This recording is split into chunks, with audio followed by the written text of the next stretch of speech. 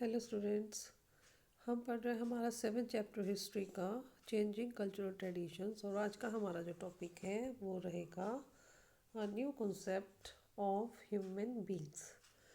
जो human beings थे उनके क्या नए कॉन्सेप्ट जो थे जिनकी उन्होंने शुरुआत की थी, क्या क्या नई नई धारणाएं बनने लग चुकी थी।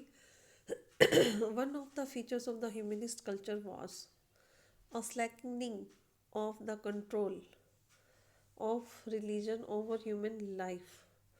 एक जो मुख्य फीचर था ह्यूमनिस्ट कल्चर का वो क्या था कि जो कमज़ोर हो रहा था, किस चीज़ कमज़ोर हो रहा था, कंट्रोल धर्म का। जो धर्म का कंट्रोल था ना ह्यूमन लाइफ पे, अब वो क्या होना शुरू हो गया था, कमज़ोर होना शुरू हो गया था। Italians were strongly attracted to material wealth. अब जो इटालियंस लोग थे वो बहुत ज़्यादा अट्रैक्ट हो रहे थे किस तरफ, जो भौतिक वेल्थ थी उसकी तरफ। But they were not necessarily irreligious, लेकिन ऐसा ज़रूरी नहीं था कि वो अधर्मी भी हो रहे थे, कि धर्म को बिल्कुल ही नहीं मान रहे थे। Francisco Barbaro, a humanist from Venice. ये जो व्यक्ति है फ्रांसिस्को बार्बरो एक ह्यूमनिस्ट है, ह्यूमनिस्ट था। कहाँ का था ये? वेनिस का। Wrote a pamphlet defending questions of wealth as virtue. इन्होंने जो है एक पम्पलेट या एक बुक जो थी वो लिखी, जिसमें क्या किया, बचाव किया गया। एक्सेशन होगा, इकट्ठा किया जा रहा था ना, लोग जो पैसे को इकट्ठा या धन संपत्ति को इकट्ठा करने लग गए थे, तो उसका इन्होंने बचाव करते हुए कहा एज अ वर्च्यू, भाई ये एक विशेष गुण हो गया है लोगों का। इन ऑन प्लेजर, ये क्या है? ऑन प्लेजर एक बुक का नाम है, ठीक है। लोरेंजो वाला, इस बुक के अंदर जो लोरेंजो वाला थे उन्होंने क्या कहा था? हु बिलीव दैट, जो कि ये मानते थे, the study of the history leads man to strive for a life of perfection. कि भाई ये जो अगर हम हिस्ट्री की स्टडी करेंगे तो इससे क्या होगा कि ह्यूमन बीइंग की जो लाइफ है उसको हम और ज़्यादा परफेक्शन दे सकते हैं। क्रिटिसाइज्ड, अब इन्होंने क्या किया, ये ऐसा इनका मानना था, किसका? लोरेंजो वाला का।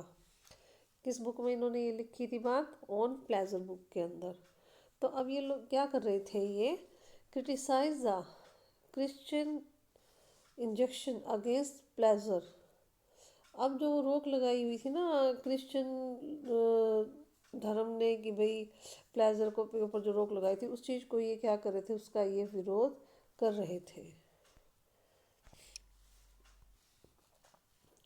There was also a concern at this time with good manner। अब एक चीज़ और मेन क्या जुड़ चुकी थी इस समय में, किस चीज़ से लोग जुड़ चुके थे, क्या कंसर्न था उनका? अच्छे मैनर्स, मतलब लोग अच्छी आदतों को अपने अंदर लेकर आना चाहते थे। जैसे how one should speak politely, वे कोई भी व्यक्ति कितना जो पोलाइटली है वो बात कर सकता है, किस प्रकार से करनी चाहिए, ये बात भी सीख रहे थे लोग अब। एंड ड्रेस करेक्टली, और बहुत अच्छे से किस प्रकार से ड्रेसअप हुआ जाए। What skill a person of culture should learn, अब वो सीख रहे थे कि किसी व्यक्ति को किन किन कामों में निपुण होना चाहिए, कल्चर को लेकर भी क्या क्या काम हर हर व्यक्ति को आने चाहिए। तो लोगों का ध्यान अब इस तरफ अट्रैक्ट होना शुरू हो गया था। Next paragraph.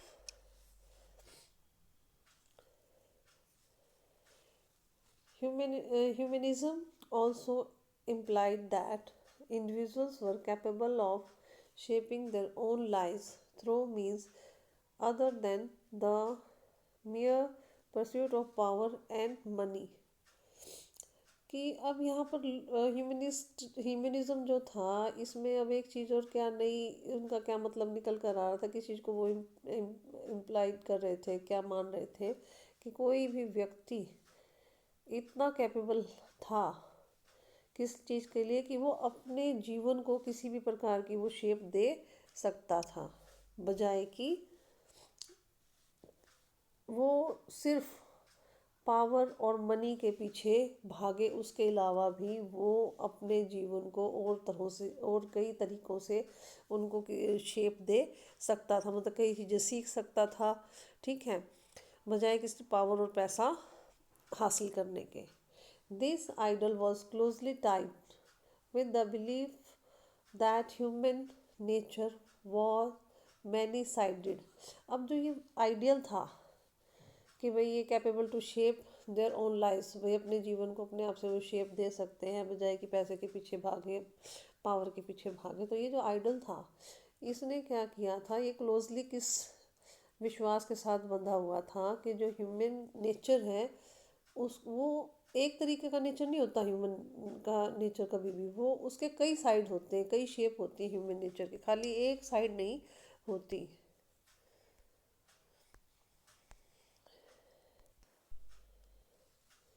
Which went against, अब ये जो विश्वास जो बन गया था ये किसके खिलाफ था, ये जो अब नया विश्वास जो बन चुका था ह्यूमनिज्म की वजह से कि ये शेपिंग माइंड जो है अपना अपना अपने अपने जीवन को शेप दे सकते हैं, ठीक है, और कई ह्यूमन नेचर के जो कई साइडेड होते हैं ह्यूमन बीइंग के नेचर के, तो अब ये जो आइडिया था किसके अगेंस्ट था, ये किसके खिलाफ जा रहा था, जो तीन ऑर्डर थे ना सोसाइटी के, फ्यूडल सोसाइटी के, उनके विश्वास के ये एकदम अगेंस्ट था। तो ये नए नए विचार जो थे ह्यूमन, नए नए कॉन्सेप्ट जो थे ह्यूमन बीइंग के, ये इस समय निकल कर आ रहे थे जो पहले नहीं थी ये चीज़ें। अब हमारा जो नेक्स्ट टॉपिक है वो है द एस्पिरेशंस ऑफ वुमेन, कि वुमेन की क्या इच्छाएं थी, आकांक्षाएं क्या थी वुमेन्स की। तो अब इसके अंदर क्या बताया गया है, the new ideal of individuality and citizenship exclude women. अब ये जो नए नए आइडियाज़ आ रहे थे, जैसा कि हमने ऊपर पढ़ा है, नई नई धारणाएं जो लोगों की बन रही थी ह्यूमन बींग्स की, उन ह्यूमन्स को ही लेकर, तो अब इसमें क्या था, सिटीजनशिप को लेकर, इंडिविजुअलिटी को लेकर जो वुमेन्स थी उनको इस चीज़ों से बाहर ही रखा गया, उसकी उनकी तरफ कोई ध्यान ही नहीं दिया गया। Men from aristocratic families dominated public life and were the decision maker in their families. अब जो रेस्टोक्रेटिक फैमिलीज के जो मैन थे वो क्या कर रहे थे, पब्लिक लाइफ पर अपना दबदबा बनाकर रखते थे, ठीक है, और अपनी फैमिली के लिए वो डिसीजन मेकर होते थे, वो लोग अपनी फैमिली के लिए खुद डिसीजन लेते थे, जो रेस्टोक्रेटिक लोग होते थे फैमिली से रिलेटेड, वो दे एजुकेटेड देयर सन्स। अब वो अपने बेटों को तो शिक्षा देते थे to take their place in family business. अब उनको शिक्षा देते थे, उनको जो फैमिली बिजनेस होता था अपने लड़कों को देते थे, पब्लिक लाइफ में अंदर अपने बेटों को जगह देते थे। At times sending their younger son to join the church, अपने बड़े बेटे को जो था, जो अपने बेटों को ये लोग भेजते थे चर्च वगैरह के अंदर। ऑल दो देयर डॉरीज, डॉरीज होता है दहेज, जो औरतों के दहेज है उसके बारे में भी यहाँ पर बात की जा रही है। Were invested in the family business, उनको इन्वेस्ट किया जाता था फैमिली के बिजनेस के अंदर। वुमेन जनरली हैड नो से in how there husband should run their business. अब देखो दावरी का पैसा लग रहा है, उसके दहेज का पैसा लग रहा है वुमेन के बिजनेस में, लेकिन वुमेन को कुछ भी कहने का हक नहीं होता था कि तुमने अपना बिजनेस तुम किस प्रकार से चलाओ, अपने हस्बैंड को कुछ नहीं कह सकती थी वो। Often marriages were intended to strengthen business alliances. अब जो मैरिज को सेटलमेंट की जाती थी, भाई लड़का लड़की शादी करनी है, तो ज़्यादातर क्यों की जाती थी, किस प्रकार से देकर की जाती थी कि जो उनके बिजनेस अलायंस होते थे, जो जुड़े हुए लोग आपस में बिजनेस कर रहे होते थे, उनको मजबूत बनाने के लिए बिजनेस के संबंध जो थे आपस में मजबूत हों। If N adequate dowry could not be arranged, अगर सही मात्रा में दहेज नहीं दिया जाता था, daughters were sent to convent to live the life of a nun। जो लड़कियां होती थी उनको भेज दिया जाता था कॉन्वेंट के अंदर। कॉन्वेंट क्या होते थे, ये जो क्रिश्चियन मठ वगैरह हो जाते थे ना, ईसाई मठ, वहाँ पर, ताकि जाकर उनकी लड़कियां नन के जीवन जिए, क्योंकि उनके पास दहेज नहीं होता था देने के लिए। Obviously the public role of women was limited, भाई और जो वुमेन्स का रोल था वो क्या था, लिमिटेड था। And they were look upon as keeper of household. उनको बस ऐसे देखा जाता था, बस इन्होंने घर की देखभाल करनी है, इससे ज़्यादा इन्होंने कुछ नहीं करना।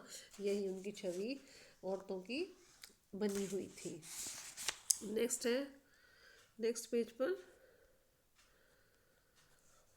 The position of the family, the position of women in families of merchants however was somewhat different. हालांकि जो व्यापारी लोग होते थे उसके अंदर जो वुमेन की जो पोजीशन होती थी वो डिफरेंट होती थी। Shopkeepers were very often assisted by their wifes in running the shop. अब जो दुकानदार होते थे ज़्यादातर उनको असिस्ट किया जाता था उनकी वाइफ्स के द्वारा दुकान चलाने के लिए। In families of merchants and bankers wife looked after the business when the male members were away on work. अब जो बड़े बड़े बिजनेसमैन होते थे या मर्चेंट्स होते थे, बैंकर्स होते थे, तो उनकी वाइफ भी उनके बिजनेस को देखती थी। जब मेल मेंबर फैमिली के बाहर गए होते थे किसी काम से, मतलब पीछे से उनका काम धंधा सारा संभालती थी वो। The early death of a merchant compelled his widow to perform a large public role. Then was the case in aristocratic family.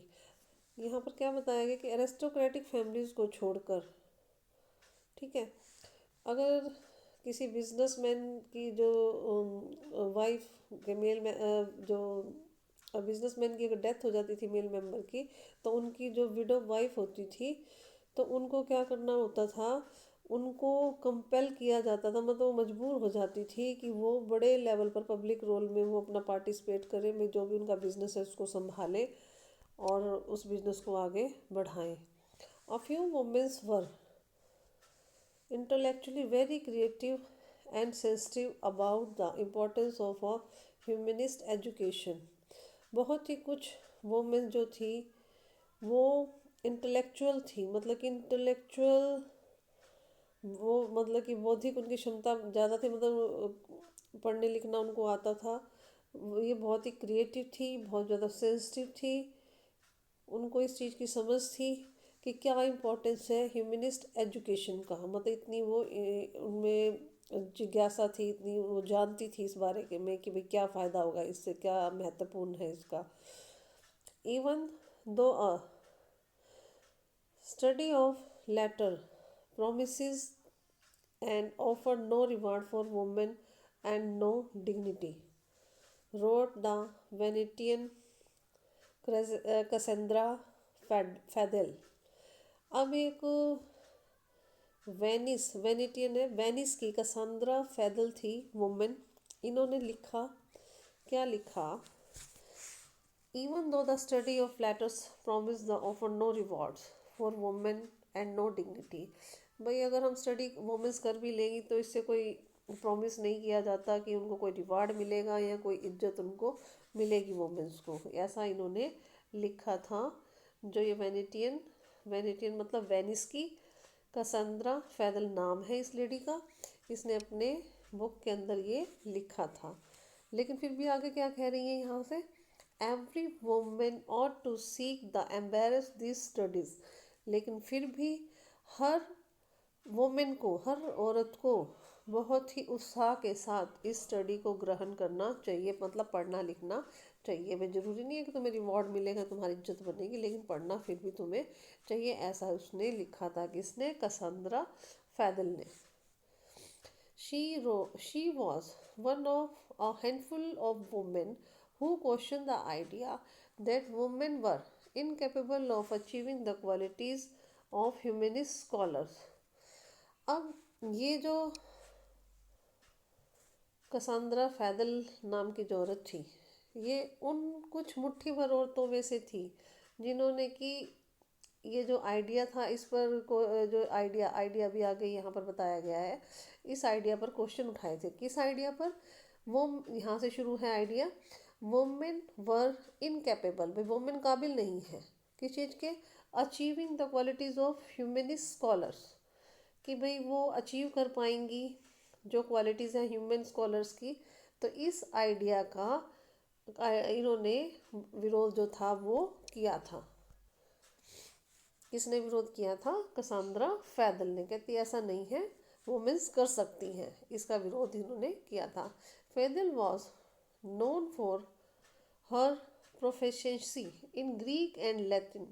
अब जो लैटिन लैंग्वेज थी और ग्रीक लैंग्वेज थी उसके अंदर जो फैदल थी उसको जाना जाता था उसकी प्रोफिशिएंसी, मतलब कि उसको बहुत अच्छे से वो विद्वान के तौर पर उसको जाना जाता था ग्रीक और लैटिन लैंग्वेज की. And was invited to give oration at the university of Padua, और उसने बुलाया गया था ओरेशनों का भाषण देने के लिए जो यूनिवर्सिटी थी पडुआ की वहाँ पर.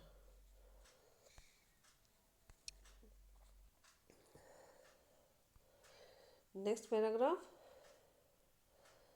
Feather's writing bring into focus the general regard for education in that age.